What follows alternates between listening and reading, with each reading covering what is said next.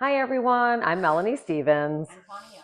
and we are the Real Tennis Dolls of Boca Raton, and we are here to talk tennis and the tea. the tea. Matcha tea. Hi everyone, welcome. Thank you, Starbucks. Yum. Yum, yum. They were our matcha makers of the morning. Right. It's always good to make a quick pit stop into Starbucks before we start the day or when we're talking about this because we love our matcha so much. So thank you. It's always yummy. It's my coffee. Yes, mine too. Delicious. Anyway, welcome back, everyone. We're so glad that you're here. Absolutely. So today, what are we going to talk about? Well, let's talk about our nights, first of all, or our days yesterday. What did you do all day yesterday? I didn't get a chance to really talk to you. Actually, I took a tennis lesson. That's why you were on the court. Always on the court. If I'm not in a match or a team clinic, I'm probably taking a lesson or playing socially. But I happen to be taking a lesson. I'm trying to work on some things in my game. And I feel like the best way to do that is like, if something's not quite clicking in your match, or if you feel like you can do something maybe a little bit better, or maybe you just kind of forgot how to do something, I feel like a lesson is a good way to kind of go back and work on that while you're not, it's not a good time to do it in a match. So this is the time. Definitely not. What about you? Well, it's actually nice, just going into your point about taking lessons, is that when you take lessons with different people see things differently. So I can take a lesson with one of our coaches and he'd go, your tennis elbow is so bad. This is why. If you just move your arm like this and do this, this, and this, it's going to be life changing for you. And I look at him like, why didn't anyone tell me this over the last 10 years? Or I know that you just took a lesson with one of our coaches and she said, Tawny, if you hit the backhand overhead like this, it's going to be a game changer. And you started doing it. And it's like, wow, what a huge difference that. Well, I definitely like to take lessons with. I even tell my the pros that I take lessons with. I'm like, listen, I'm loyal, but I'm gonna take a lesson with you, and then maybe next week I'm gonna take a lesson with someone else, and then I might take a lesson with you again, but then I'm probably gonna take a lesson with someone else because Right. I do like to mix it up because you do get different feedback from different pros. So, and I think it's really important to do that. So Right. I like doing that too.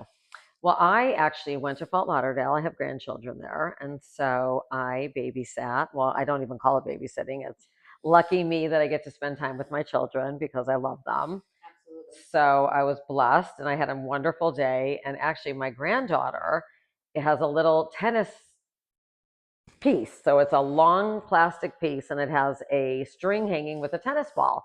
Oh. And so she said, take me outside and let's go. And she wanted to play tennis because she like a tennis trainer or something. It's like a little, for kids 3 years old. And so she was holding the racket, and so I was behind her hitting, and she was actually hitting the ball. By the way, Mel starts them young. I was so shocked. She was hitting it so well that I thought, oh my gosh, you should probably get into lessons. And I do think she takes maybe some kind of tennis lessons, but she sees her mom and dad play all the time. And so I think she wants to play too. And it's interesting because she's like a lefty and a righty. She's very ambidextrous, and we're not really sure which way she's going to go. So she's like smacking the ball on the left and then smacking the ball on the right. So it was actually pretty interesting to watch, and it was so much fun. But anyway, so that was my day. But nice. All right. Well, you know what time it is. What time is it? It's time to talk tennis. Time to talk tennis and the tea. So, all right. So what are we going to talk about today, Mom? So I think we should talk about, which happened in some friendlies last week, which I thought were really, really funny, is the unforced winners. Yeah. And then what's also funny about the unforced winners is that when someone makes an unforced winner, they go, just say it was a good shot. And it's like, well, no, I mean, it was a good shot, but it was also like, you can't do that again. That was like, it hit the top of your racket, or it hit like a weird part of your racket and happened to go over the net. You can't really do that again. It's just some of them are just really, really funny. And I always say it should be on like, like we should go do and go on CNN and go, that was just such a funny winner that like, you hit the ball backwards, or you hit it like this, or you hit it like that. And sometimes I just think they're hysterical. So what she means by unforced winners, because not everybody here plays tennis. True. So we'll explain it a little bit. Unforced winners, say like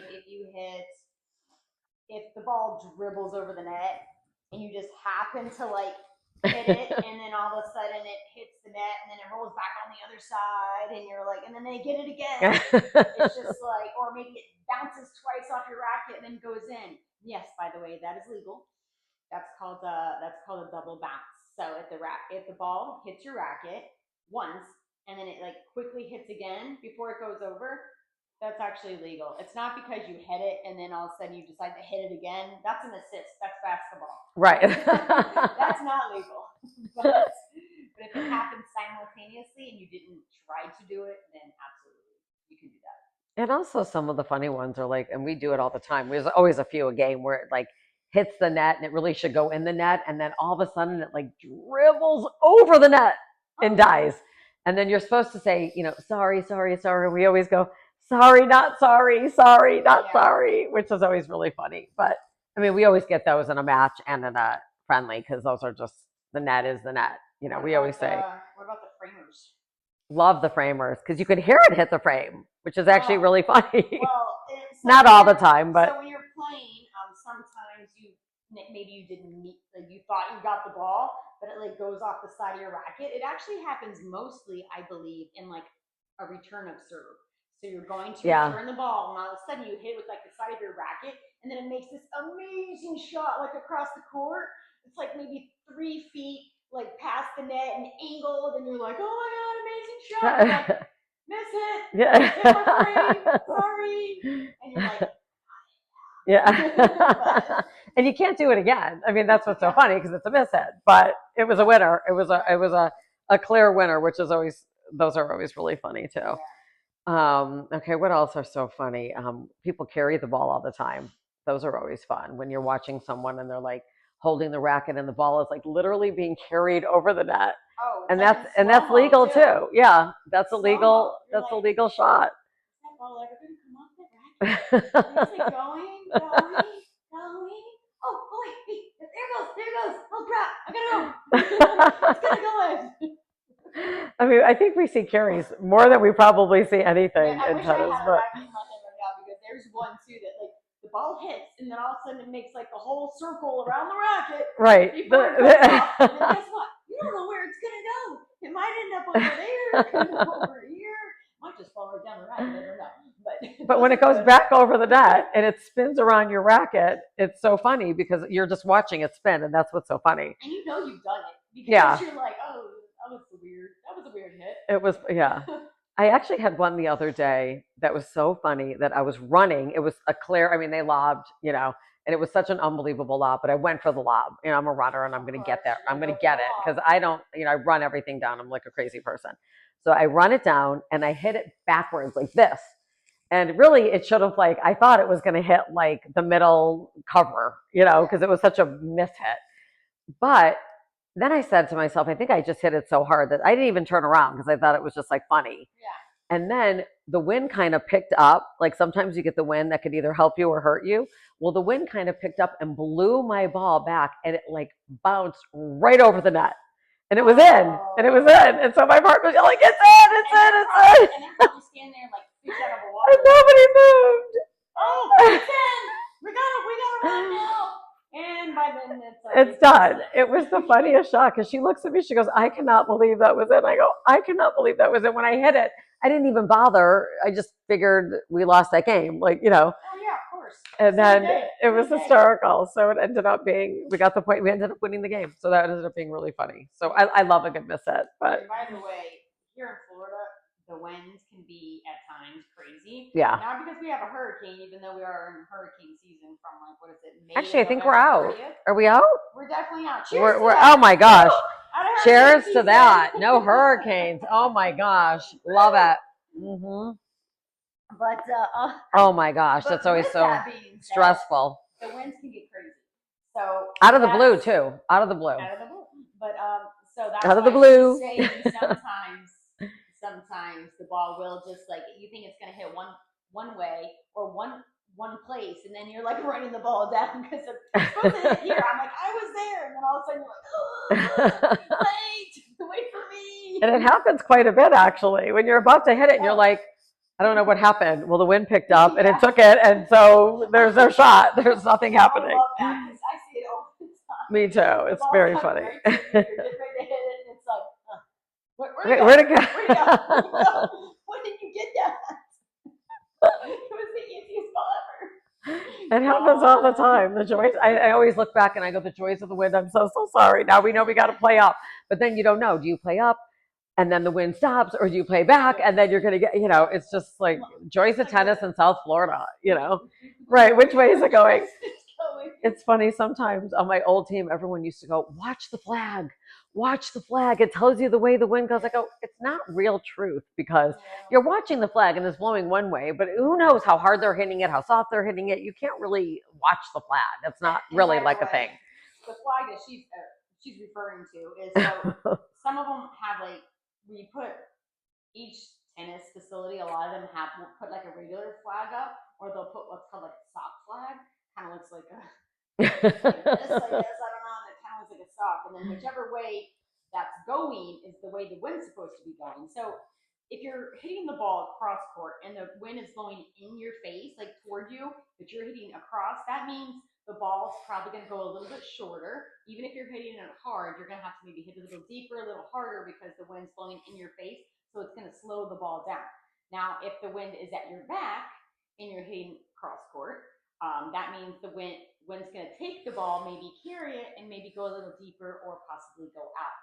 So if you have top spin, maybe now's the time to use a little more top spin, or maybe just a little bit shorter of the ball so that you can like judge a little bit. Know your speeds, know the wind, watch it. And then sometimes it's like a tornado. Right. You don't know where it's going. And it's like, you just want to keep it in. It's over there. It's over here. I don't know. That's when you say to your partner, just keep the ball in the court. And let's just keep the ball in the court. And it changes. Like it can change in the middle of the match. Oh, absolutely. You could change point to point sometimes. And it absolutely changes side to side when you're on one side to the other. Because I just played in a match and you're on one side, you're with the wind, the next side, you're against the wind. So you have to adjust accordingly. It's one of my favorite times. Oh my gosh, Q&A. We have been overloaded with questions. Thank you so much, everybody. It's so nice that we're getting all these questions. I'm loving them. All right. It's really nice. I think we had so many, and you were in the last podcast. We didn't even get to, I think, some of the final ones that you had. We didn't. I'm going to try to get through at least one or two today. We'll see how it goes. Okay. So here we go. I have a question from Kim from Del Rey. Thanks, Kim. Thank you, Kim. Thank you for watching. Woo! All right. So she wants to know. Yeah, this is going to be a tough one. She wants to know how to deal with a mean partner. Ooh. What do you think? I'll tell you what I think, but you go ahead and tell me what you think. Well, I am very calm on the court. I'm very easygoing. I'm very nice. I'm very calm. So when I get a mean partner, I really just kind of ignore them because I don't ever want to fight with my partner because you never want to show the other team that you're fighting with your partner.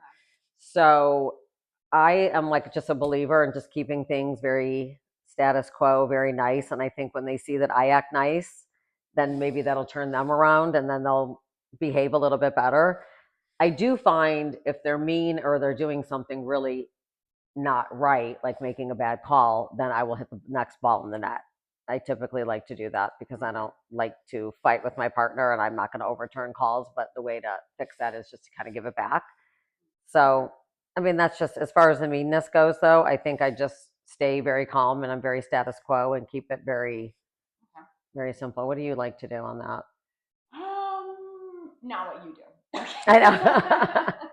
We're two very different personalities. Well, honestly, I'm probably not going to be nice, to be honest.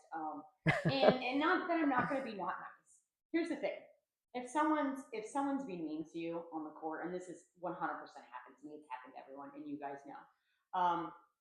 I think there's a right way and a wrong way to handle it, and I think the right way too is, don't let people talk to you like that. Because here's the thing: if someone's being mean to you on the court, you're 100% not going to play any better. Right. I mean, their intention is to make you play better. But really what they're going to do is they're going to get in your head and you're only going to play worse, okay? So with that being said, you can just look at them and be like, I'm doing my best. I hear what you're saying, but this is my shot. Maybe the first one didn't go in, but that doesn't mean the next two won't. Or maybe I hear your feedback and maybe I'll try that. Or maybe we could try this instead because maybe that works better for me. And then just go from there because you also can't let people walk all over you either, I think. So I agree with you. That's what I would say. And then, I agree with you. So Mom, what's your question? So I got a question. My question is from Joan from Fort Lauderdale. And she said, when your partner keeps making bad calls and you don't know what to do. So